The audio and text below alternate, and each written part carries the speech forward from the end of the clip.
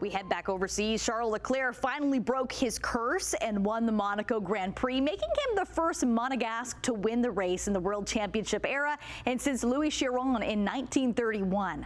Only 16 cars saw the checkered flag on Sunday after a slew of incidents on the opening lap. And for the first time in 93 years, this fabled race is won by one of their own. It was a picture-perfect moment. We won it! Finally! Yes! Yes! Ferrari driver Charles Leclerc won the restarted Monaco Grand Prix from pole position for his first Formula One victory in nearly 2 years. Leclerc was on pole in Monaco for the third time in 4 years, but had previously never finished on the podium at his home race. He now becomes the first Monegasque to win the GP in the World Championship era.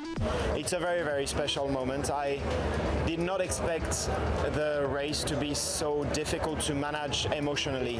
It's my home race. It's a race that made me dream of becoming a Formula One driver one day. It's a race that I used to watch with my dad that has done absolutely everything for me to get to where I am today. Leclerc celebrating appropriately with a jump in the harbor.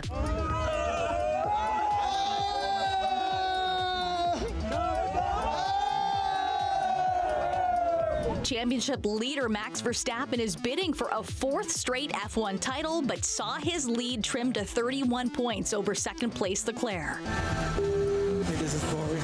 Should have brought my pillow. Verstappen started and finished the race sixth for Red Bull, whose other driver, Sergio Perez, did not finish the race after a big first-lap crash.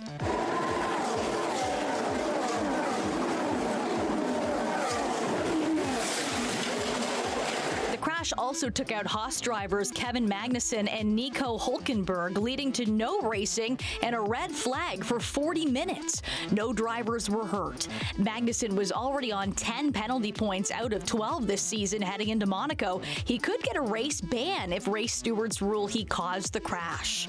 Basically, if you see my onboard, there's no point where you see Kevin, and I was just pretty surprised that he kept it flat at that point. I have nowhere to go, so I don't know if he didn't see me or what, but you know, I can't just disappear. Also on that dramatic first lap was two Alpines tangling near the tunnel. What did he do?